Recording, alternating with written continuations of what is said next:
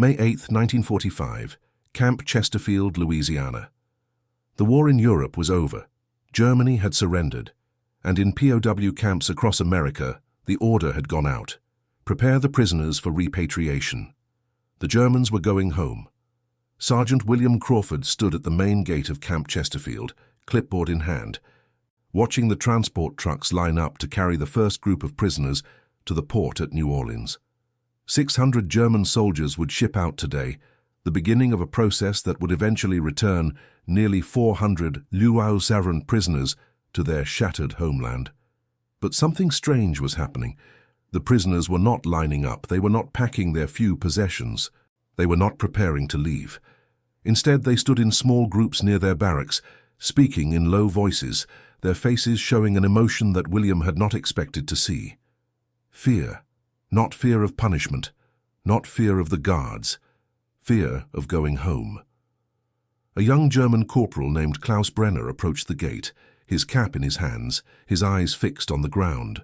William had gotten to know Klaus over the past 18 months, a quiet man from Bavaria who had been captured in North Africa and shipped across the ocean to this strange land of heat and humidity and unexpected kindness. Klaus stopped in front of William and spoke in the careful English he had learned during his captivity. "Sergeant Crawford, the men have asked me to speak for them." William waited. "We do not wish to go back. We wish to stay here, in America." William stared at him. In 3 years of working at Camp Chesterfield, he had never heard a prisoner ask to extend his captivity. The whole point of being a POW was to survive until you could go home. But Klaus was not finished. "You do not understand, Sergeant. For 18 months you have treated us like men, like human beings. We have been fed, we have been given medical care, we have been allowed to work and earn money and send letters to our families. No one has beaten us, no one has humiliated us, no one has told us we are worthless." He looked up, and William saw something in his eyes that he would remember for the rest of his life. "We were told that Americans were monsters, that you would torture us, starve us, work us to death. Instead, you have shown us something we never expected to find. You have shown us mercy, and now you are asking us to return to a country that has been destroyed, where our families may be dead, where everything we knew is gone." Klaus's voice broke slightly. "Some of the men would rather stay as prisoners in America than go free in Germany. That is what your kindness has done to us. That is the victory you did not know you were winning. If you are watching from anywhere in the world, take a moment to like this video and subscribe to the channel. We bring you stories from World War II that reveal the human side of history, the unexpected moments of compassion that changed lives forever. Tell us in the comments where you are watching from today. These stories survive because we remember them together. The first German prisoners of war arrived at Camp Chesterfield in the summer of 1943, transported by train from the port of New Orleans, where they had disembarked from ships that brought them across the Atlantic. They came in groups of several hundred, men who had been captured in North Africa during the Tunisian campaign, soldiers of the Afrika Korps who had fought under Rommel and been overwhelmed by the combined might of American and British forces. The journey had been long and disorienting. Many of the prisoners had never seen the ocean before, let alone crossed it. They had watched America approach from the deck of the transport ship, a vast and alien continent that their propaganda had described as a land of degeneracy and weakness. Now they would discover whether those descriptions were accurate. They arrived expecting death. The propaganda of the Nazi regime had prepared them for the worst. American soldiers, they had been told, were savage and undisciplined. They tortured prisoners for information. They worked captives until they collapsed. They provided no medical care, no food, no shelter. To be captured by the Americans was to be condemned to a slow and painful death, far worse than dying quickly in battle. The men who stepped off those trains in Louisiana carried this fear with them like a disease. William Crawford, then a corporal assigned to the camp's processing unit, watched them file through the gates with their heads down, their shoulders hunched, their eyes darting nervously as if expecting to be struck at any moment. He remembered one man in particular, a sergeant named Heinrich Vogt, who had been wounded in the leg during his capture and could barely walk. Heinrich limped through the processing line, refusing assistance, convinced that showing weakness would invite abuse. When a medic approached him with bandages, Heinrich flinched and raised his arms to protect his face. The medic, a young man from Ohio named Tommy Patterson, simply waited. He did not shout. He did not force. He stood there with the bandages in his hands, speaking softly in English that Heinrich could not understand, until the German prisoner slowly lowered his arms and allowed his wound to be treated. That moment stayed with William for years afterward. It was the first time he understood that the war they were fighting was not just about territory or resources or defeating an enemy army. It was about proving something, proving that the values America claimed to represent were real, that democracy and human dignity were not just words printed in founding documents, but principles that applied even to enemies, even to men who had tried to kill American soldiers just weeks before. The camp commandant, Colonel Robert Ashworth, had made his expectations clear from the beginning. German prisoners were to be treated in accordance with the Geneva Convention. They would receive adequate food, shelter, and medical care. They would be allowed to write letters to their families. They would be protected from abuse by guards or by other prisoners. Some of the American soldiers grumbled at these orders. They had friends who had died fighting the Germans. They had heard about atrocities committed by Nazi forces in Europe. Why should they treat these enemies with kindness when the Germans showed no such mercy to their own prisoners? Colonel Ashworth's response was always the same. We are not fighting this war to become what we are fighting against. We are fighting to prove that there is a better way, and we prove it by how we treat people when we have power over them. Not everyone agreed. Not everyone followed the rules. There were incidents of abuse, of cruelty, of guards who took out their anger on helpless prisoners. But these incidents were punished when discovered, and the overall culture of the camp remained one of correct professional treatment. The prisoners noticed. They could not help but notice. By the autumn of 1943, Camp Chesterfield had settled into a routine that would have seemed impossible to the men on both sides of the wire just a few months earlier. The Louisiana heat had softened into something more bearable, and the camp had developed the rhythms of a small, strange community. There were vegetable gardens tended by prisoners who had been farmers in Germany. There were soccer matches on Sunday afternoons, watched by guards who had never seen the sport before. There was a camp newspaper, written in German, that reported on everything from work schedules to poetry submissions. The German prisoners worked. This was permitted under the Geneva Convention, which allowed POWs to be employed in non-military labor in exchange for fair compensation. The prisoners at Chesterfield picked cotton, harvested crops, worked in lumber mills, and performed maintenance around the camp. They were paid 80 cents per day in canteen coupons, which they could use to purchase cigarettes, candy, toiletries, and other small luxuries. For many of the Germans, this was their first experience of being treated as something other than expendable resources. In the Wehrmacht, they had been cogs in a machine, valued only for their ability to fight and die. In the POW camp, they were workers who earned wages and could buy things they wanted. It was a strange kind of freedom within captivity.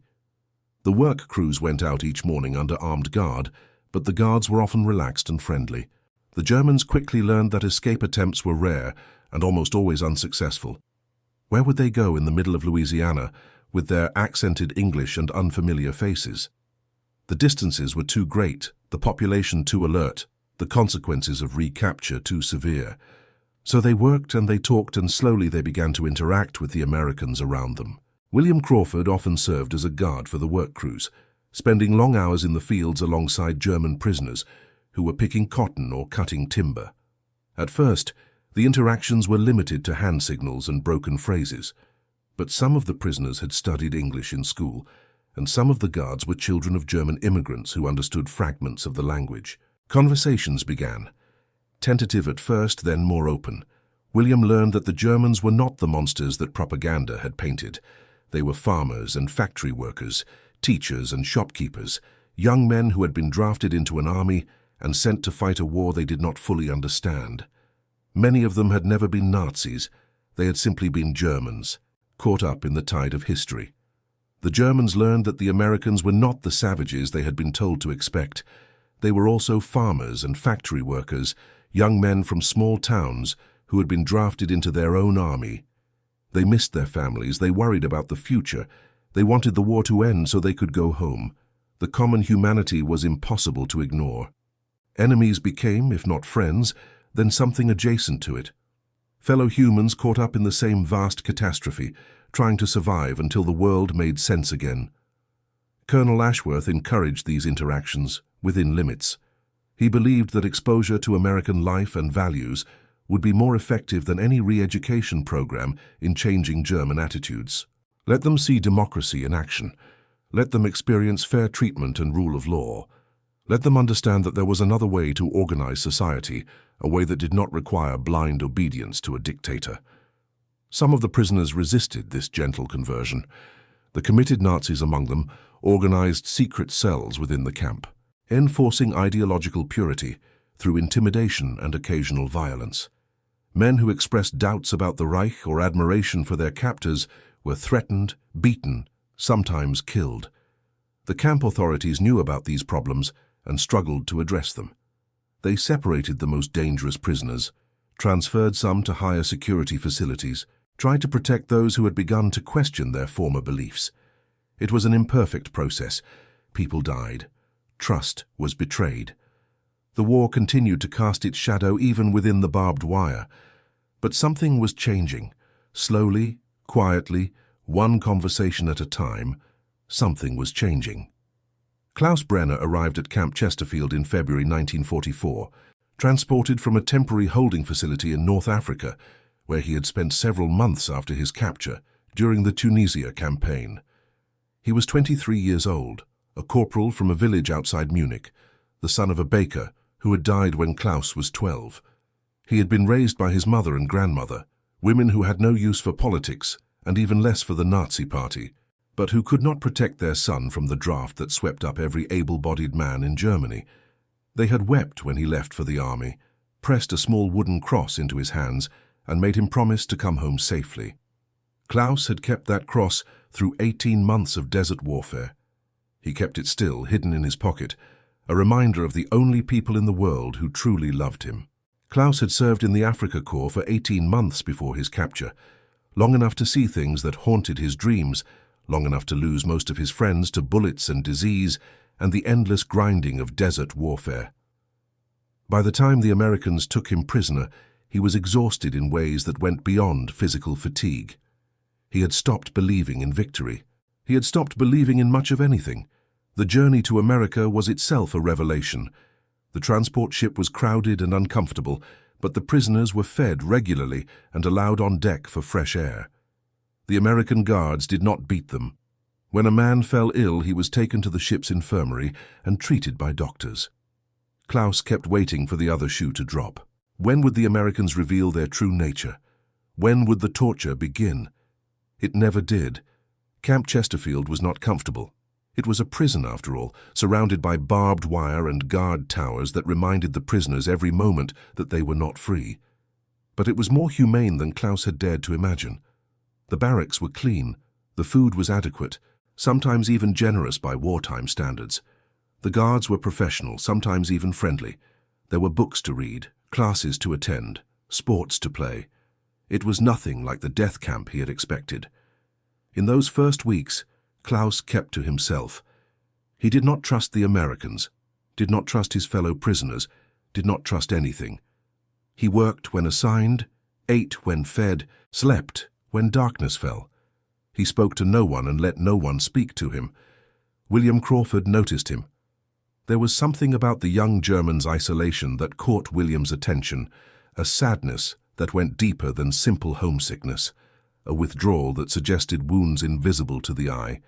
William began making small gestures. An extra portion of food slipped onto Klaus's plate. A warmer blanket during a cold spell, a nod of acknowledgement when they passed in the camp. Nothing dramatic, nothing that would embarrass either of them. Just small signs that Klaus was seen, that he mattered, that someone cared whether he lived or died.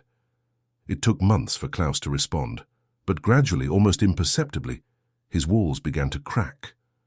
The breakthrough came in the summer of 1944, when news of the Normandy invasion reached the camp. The American guards were jubilant, celebrating what everyone could see was the beginning of the end for Nazi Germany.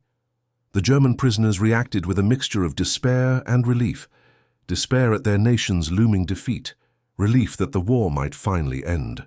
Klaus sat alone in the barracks that evening, staring at the wall. When William found him, the guard sat down on a nearby bunk and said nothing. He did not gloat about the invasion. He did not mock the German defeat.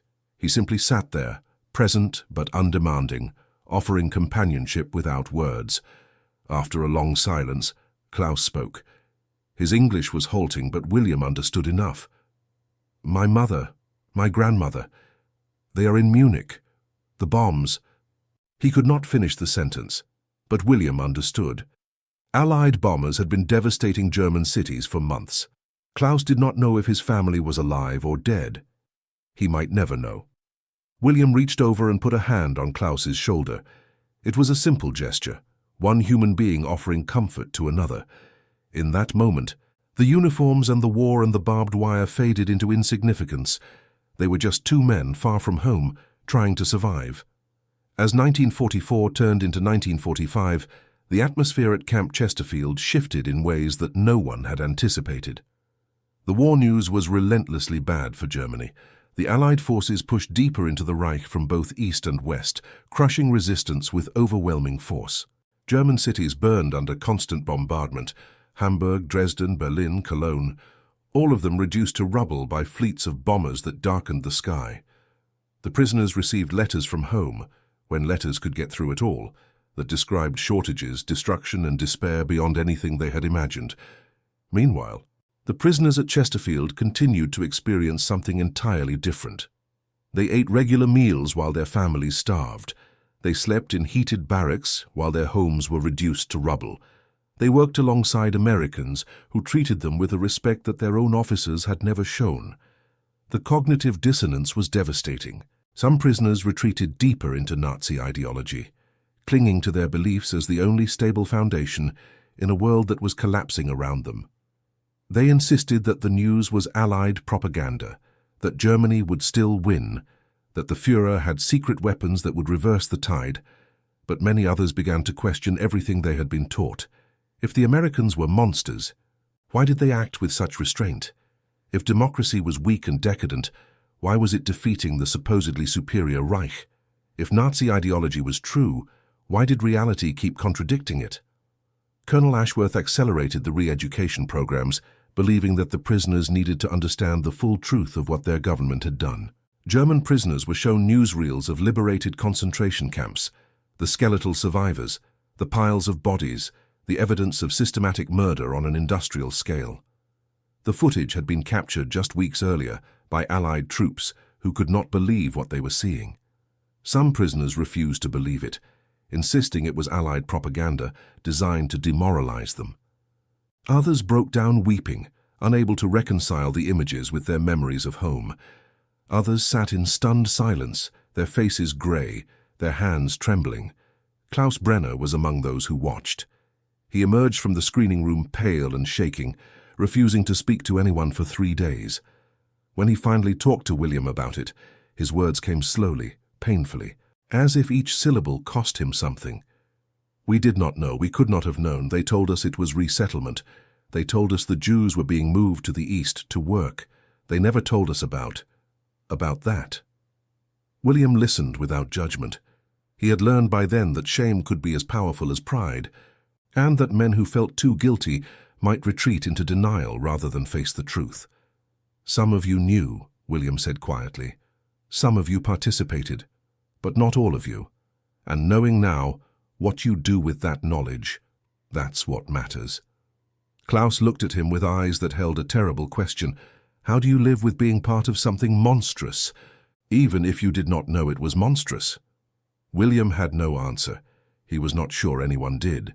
But he stayed with Klaus that evening, and many evenings afterward, as the young German worked through the destruction of everything he had believed. It was not a quick process. It was not clean or simple. There were steps backward, moments of anger and denial, nights when Klaus would not speak at all. But by the spring of 1945, something had changed in him. The hard shell of ideology had cracked, and beneath it William could see a different person emerging, still wounded, still uncertain, but no longer trapped in the prison of his own beliefs. The day the war ended, Klaus sought out William and extended his hand. "I do not know what I am now," he said. "I am not what I was. I do not know what I will become, but I know this. You have treated me as a human being when you had every reason not to. I will never forget that. Whatever I become, I will try to deserve what you have given me." William shook his hand and felt something that he could not quite name. Not pride exactly, not satisfaction, but something deeper. A sense that in the midst of all the destruction, something small and precious had been saved. The order for repatriation came in late May 1945, just weeks after Germany's unconditional surrender. The prisoners at Camp Chesterfield would be processed in groups, transported to New Orleans, loaded onto ships, and returned to Germany to assist with the reconstruction of their shattered nation. It was what everyone had expected. It was what international law required. It was what the prisoners had dreamed of for years, going home, reuniting with families, rebuilding lives. The captivity was ending. Freedom was finally at hand. But for many of the prisoners, freedom had become a complicated concept. They had seen the newsreels. They had read the letters that described bombed-out cities, occupied zones, families scattered or killed. They had heard about the chaos of post-war Germany, the food shortages, the housing crisis, the uncertain future. And they had spent months or years in a place that, despite being a prison, had shown them a different way of living. The requests began coming almost immediately after the repatriation order was announced. Prisoners asked to stay. They asked if they could work, if they could earn money, if they could somehow remain in America rather than return to the ruins of their homeland. They knew it was probably impossible. The Geneva Convention required repatriation, and America had no framework for allowing former enemies to remain, but they asked anyway. Klaus Brenner was among those who made the request. He brought his petition to William Crawford, written in careful English on a sheet of paper he had obtained from the camp library. The petition explained that Klaus's mother and grandmother had died in the bombing of Munich. He had no family left in Germany. He had no home, no prospects, no reason to return. In America he had learned English, had made friends, had begun to imagine a different kind of life. William read the petition and felt his heart break. He could not help Klaus. The rules were clear. All prisoners must be returned. There were no exceptions for personal tragedy, no provisions for Germans who had been transformed by their captivity. Klaus would go back to Germany, whether he wanted to or not. "I'm sorry," William said. "I wish there was something I could do, but my hands are tied." Klaus nodded. He had expected this answer, but he had needed to ask, needed to make the attempt, needed to know that he had tried. "I understand," he said. "You have done more for me than you know, Sergeant Crawford. Whatever happens to me now, I will carry what you taught me." "I didn't teach you anything," William said. "I just treated you the way anyone should be treated." Klaus smiled, a sad, knowing smile. Yes, and that was the lesson. That was everything. The repatriation proceeded as ordered, despite the protests and petitions. Klaus Brenner was among the first group to leave Camp Chesterfield, loaded onto trucks and driven to New Orleans under armed guard. The journey that had once terrified him, crossing America, crossing the ocean, now felt like a funeral procession, carrying him away from the only place where he had felt safe in years. William watched the convoy disappear down the dusty Louisiana road, the trucks growing smaller until they vanished into the heat shimmer on the horizon. The camp grew quieter as the prisoners left in waves. By the end of summer, Chesterfield was nearly empty, its barracks being dismantled, its purpose concluded. The guards were reassigned to other duties. The civilians who had worked alongside the prisoners went back to their regular lives. And the story seemed to end, as most war stories do, with separation and uncertainty and the silence of distance. 23 years passed. In 1968, William Crawford was 61 years old, retired from a career as a high school history teacher in Baton Rouge. His wife had died 2 years earlier, and his children had moved to distant cities. He lived alone in the house they had shared, filling his days with books and gardening and the quiet routines of old age. One autumn afternoon, a letter arrived from Germany. The envelope was thin, the stamps foreign, the handwriting on the address unfamiliar. William almost threw it away, assuming it was some kind of advertisement or mistake. But the return address included a name that stopped William's heart: Klaus Brenner. He opened the letter with trembling hands and read slowly, savoring each word. Klaus had survived the post-war chaos.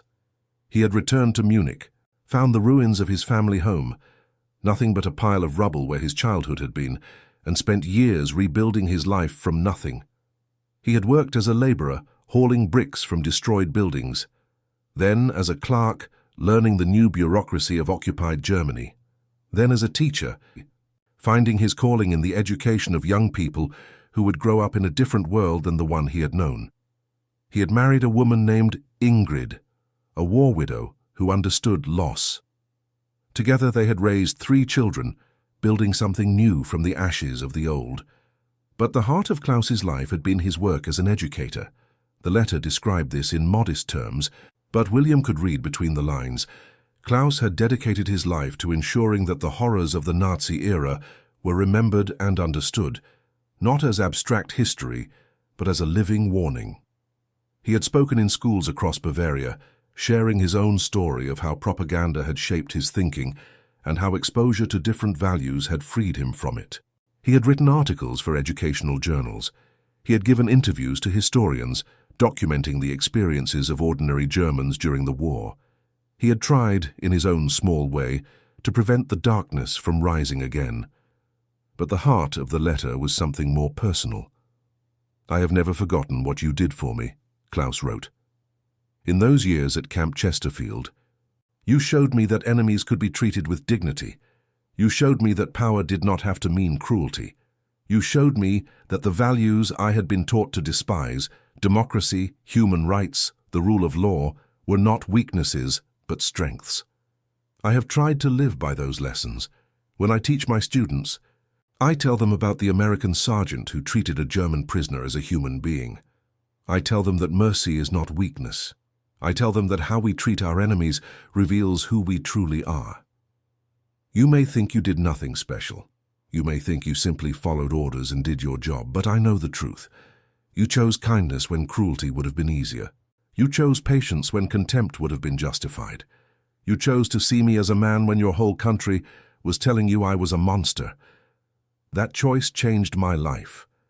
And through me, perhaps it changed the lives of the students I have taught and the children I have raised. The ripples of your mercy have spread further than you will ever know. I am writing now because I am old, and I wanted you to know this before it is too late. Whatever happens to either of us, I wanted you to understand what your kindness meant to a young German prisoner who had lost everything and found something unexpected in an American POW camp. You did not just guard me, Sergeant Crawford, you saved me, and I will be grateful until my last breath." William read the letter 3 times. Then he sat in his quiet living room and wept. He had spent years wondering if his service during the war had mattered. He had not fought on the front lines. He had not killed enemies or captured territory. He had simply guarded prisoners in a Louisiana camp, trying to follow the rules and treat people decently.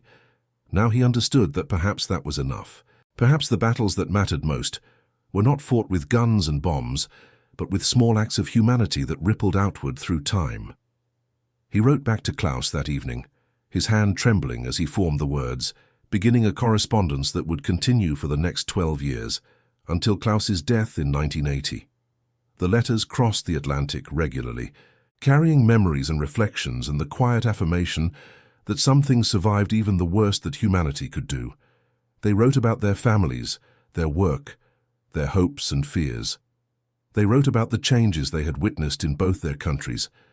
They wrote about getting older, about the way the past became both clearer and more distant with time. Sometimes they wrote about the war, but more often they wrote about the peace that had followed, the imperfect, complicated, precious peace that they had both helped to build. William died in 1983 at the age of 76, peacefully in his sleep after a brief illness. His children found Klaus's letters among his papers, a thick bundle tied with ribbon, carefully preserved for decades, and learned for the first time about the German prisoner their father had befriended 40 years earlier. They had the letters translated and bound into a small book that they shared among the family, reading aloud to each other the words of a man they had never met, who had been their father's enemy and then his friend. And they understood, perhaps for the first time, why their father had spent his career teaching history to young people, because he had seen firsthand how the lessons of the past could shape the future, how one person's kindness could ripple outward through generations. The Camp Chesterfield site is now farmland, the barracks long since dismantled, the guard towers torn down, the barbed wire rusted away to nothing. Nothing remains to show that thousands of German prisoners once lived and worked there, learning unexpected lessons about their captors and themselves. A farmer plants cotton where the mess hall stood. Children play where the prisoners once lined up for roll call. But the legacy endures in ways that cannot be measured or mapped. In Klaus Brenner's students, now grandparents themselves, who learned from him that mercy was stronger than hatred. In William Crawford's children and grandchildren, who learned from his letters that kindness in small moments could change lives. In the countless ripples spreading outward from that Louisiana camp, touching people who will never know the names of the men who started them. The critics said the Americans were too soft, too gentle, too kind to their prisoners. They said that war required harshness, that enemies deserved no mercy, that treating Germans well was a sign of weakness. They were wrong. The mercy shown at Camp Chesterfield and hundreds of camps like it across America was not weakness. It was strategy of the deepest kind, a demonstration that democracy could win not just battles, but hearts, that the values America claimed to represent were real and powerful. And when the war ended, when the prisoners went home, they carried those values with them like seeds scattered across the ruined landscape of Europe. They remembered how they had been treated. They built a new Germany on different foundations, foundations of democracy and human rights and the rule of law. And they ensured that their children and grandchildren would know the truth, that in the darkest moments of history, some people chose light. That is the victory no one talks about. That is the story that deserves to be remembered. Not a victory of bullets and bombs, but a victory of principle, proof that how we treat our enemies reveals who we truly are, and that mercy, far from being weakness, is the greatest strength of all. If this story moved you, take a moment to like this video and subscribe to the channel. Share in the comments what touched you most, and tell us where you are watching from today. These stories survive when we remember them together, and together we ensure that the power of mercy and humanity is never forgotten. They mocked the American troops for being gentle. They said kindness was weakness, that enemies deserved no mercy. But when the war ended, German prisoners wept at the thought of leaving. They asked to stay in the country of their captors rather than return to the ruins of their homeland. That is what mercy creates. That is the victory that outlasts all others.